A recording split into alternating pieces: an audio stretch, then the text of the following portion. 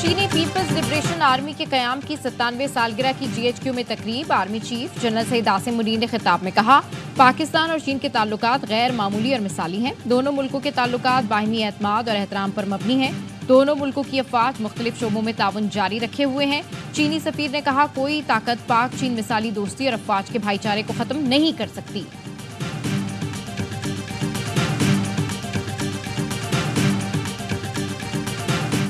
वज़ीर-ए-आज़म की ज़ेर सदारत FBR में इस्लाहात और डिजिटलाइजेशन पर इजलास। डिजिटलाइजेशन से मुताल्लिक़ गुज़श्ता 8 हफ्तों की पेशरफ़ पर ब्रीफिंग। वज़ीर-ए-आज़म ने कहा, डिजिटलाइजेशन के मस्बत नताइज आना शुरू हो गए हैं। गुज़श्ता 4 माह में टैक्स रिफंड में 800 अरब रुपए का फ्रॉड पकड़ा गया। जस्टिस रिटायर्ड मकबूल बाक़िर ने भी एडहॉक जज बनने से माजरत कर ली। कहा, ज़ाती मसरूफियात के बायस ये जिम्मेदारी नहीं निभा सकता। एडहॉक जज की तैनाती 100% आईनी और कानूनी है। चीफ जस्टिस नेक नियति से ये काम कर रहे हैं। सुप्रीम कोर्ट में हजारों मुकदमा जेर इल्तवा हैं। केसेस खत्म करने के लिए ये इक़दाम उठाए गए हैं।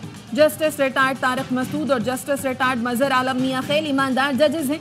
जस्टिस रिटायर्ड मुशीर आलम भी एडहॉक जज बनने से माजरत कर चुके। चीफ जस्टिस पाकिस्तान काजी फाइज ईसा ने एडहॉक जजों के लिए 4 नाम तजवीज़ किए थे। जुडिशल कमीशन का इजलास कल होगा। एडहॉक जजों के मुजव्वज़ा नामों पर गौर किया जाएगा।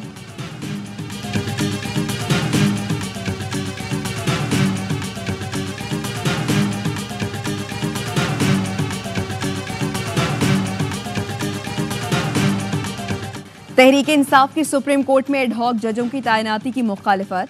PTI और सुन्नी इत्तेहाद काउंसिल के अरकान का पार्लियामेंट से सुप्रीम कोर्ट तक मार्च। बैरिस्टर गौहर कहते हैं, एडहॉक जजेस को लगाना मुनासिब नहीं समझते। अपना मौक़िफ़ सुप्रीम जुडिशल काउंसिल भेज रही हैं। चीफ जस्टिस से दरख्वास्त है, मखसूस नशस्तों के फैसले पर मिनोअन अमल कराएं। तहरीक इंसाफ पर पाबंदी हुकूमत के खात्मे का काउंटडाउन होगा। उमर अयूब का चीफ इलेक्शन कमिश्नर और 4 सूबाई इलेक्शन कमिश्नर से इस्तीफे का मुतालबा। कहा, इस्तीफा ना दिया तो आर्टिकल 6 लगेगा। असद कैसर बोले, अगर आपकी ख्वाहिश जंग करना है तो हम 2 कदम आगे होंगे। शिबली फराज ने कहा, हुक्मरान टोला बौखलाहट का शिकार है। इनके पास सारे ऑप्शन खत्म हो गए हैं।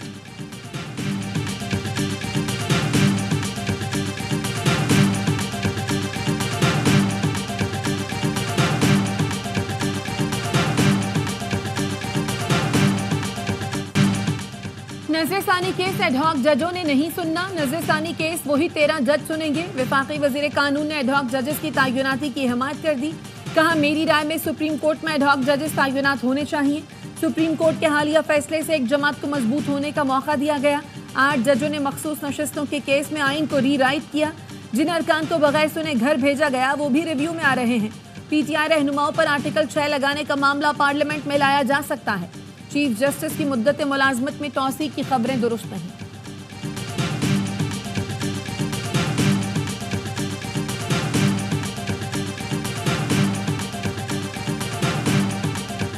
मखसूस नशिस्तों से मुताल्लिक सुप्रीम कोर्ट के फैसले पर इलेक्शन कमीशन का इजलास। Chief election commissioner Sikandar Sultan Raja की वीडियो लिंक पर शिरकत। सुप्रीम कोर्ट के फैसले पर अमल दरामद से मुताल्लिक गौर। इलेक्शन कमीशन को अदालती फैसले से मुताल्लिक ब्रीफिंग। इलेक्शन कमीशन का मुशावरत जारी रखने का फैसला। कल फिर इजलास होगा। चीफ इलेक्शन कमिश्नर की chief justice Lahore high court Aliya Neelam से मुलाकात। इलेक्शन ट्राइब्यूनल्स की तश्कील का मामला जेर बहस आया। सुप्रीम कोर्ट ने ट्राइब्यूनल्स पर चीफ जस्टिस से मुशावरत की हिदायत की थी।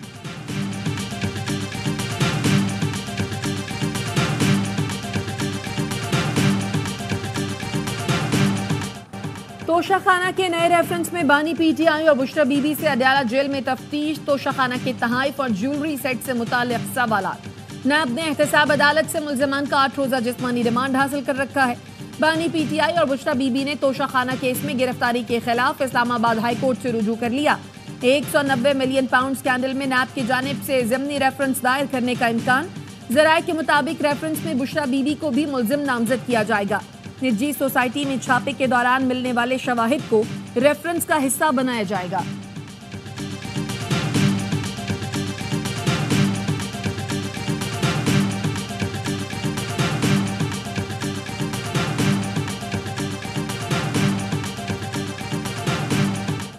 बानी PTI ने 12 मुकदमात में जिस्मानी रिमांड का फैसला लाहौर हाई कोर्ट में चैलेंज कर दिया। इंसदाद दहशतगर्दी अदालत के फैसले के खिलाफ 12 दरखास्तें दायर कर दी।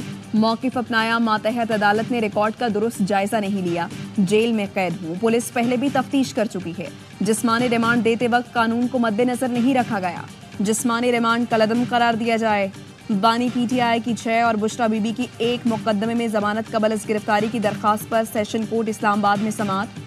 अदालत ने सुप्रिटेंडेंट अडयाला जेल को बानी पीटीआई की वीडियो लिंक या जाती हैसियत में हाजिरी यकीनी बनाने की हिदायत कर दी। समाअत 30 जुलाई तक मुलतवी।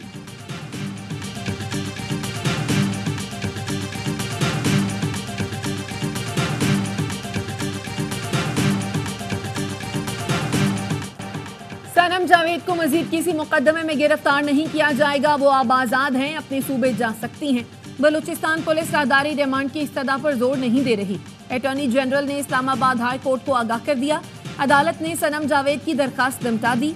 जस्टिस गुल हसन औरंगजेब ने वकील से इस्तफसार किया। इंटरनेट पर देखा, सनम जावेद बहुत नामुनासिब जबान इस्तेमाल करती है। आप गारंटी देते हैं वो ऐसी गुफ्तगू नहीं करेगी। सनम जावेद के वकील ने अदालत को यकीन दिलाया वो आइंदा नामुनासिब अल्फाज इस्तेमाल नहीं करेंगी। सनम जावेद को FIA के मुकदमे से खारिज करने के खिलाफ सेशन हाई कोर्ट में अपील। जज ने कहा हाई कोर्ट का तहरीरी फैसला आ जाए फिर इसको आगे बढ़ाएंगे। समाअत कल तक मुलतवी।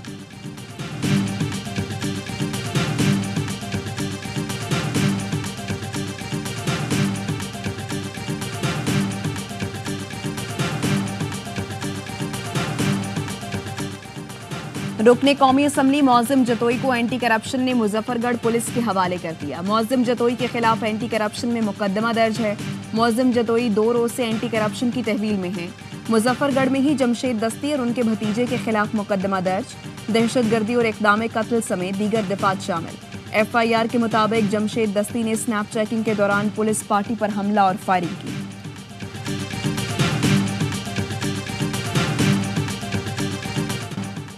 मुस्तफा कमाल का मुल्क में पावर इमरजेंसी लगाने का मुतालबा। कहा हुकूमत IPPs को बुलाकर कहे मुआहिदों पर अमल दरामद नहीं कर सकते। चीनी कंपनियों को कहें खुदा के वास्ते हम पर रहम करें, कंपनियों से बात करें, मुआहिदे दोबारा करना चाहते हैं। MQM रहनुमा महंगी बिजली के मामले पर फट पड़े, बोले ये मसला किसी दहशतगर्दी से भी बड़ा है। कंपनियों को बताएं हम जितनी बिजली लेंगे उतने ही पैसे देंगे। पूरे पाकिस्तान की तरक्की के लिए 1400 अरब, IPPs के लिए 1700 अरब रखे गए। ये मैनेजमेंट नहीं चल सकती। हुकूमत सारे काम छोड़कर इस पर इमरजेंसी डिक्लेयर करे।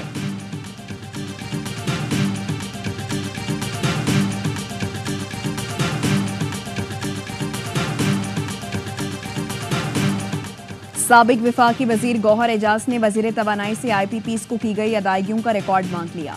तमाम 106 IPPs का डेटा पब्लिक करने का मुतालबा।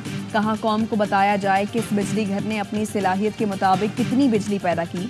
पैदावारी लागत, IPPs को फ्यूल की मद में अदायगी और सार्फिन से होने वाली वसूलियों का डेटा आवाम के सामने रखा जाए। आवाम जानना चाहते हैं कि उन्हें किस नर्ख पर बिजली फराहम की जा रही है।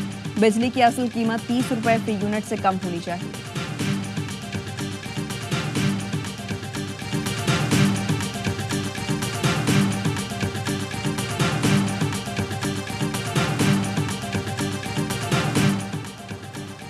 पाकिस्तान की आबादी 2050 तक दुगनी हो जाएगी। पाकिस्तान में आबादी बढ़ने की शरह दुनिया में सबसे ज्यादा।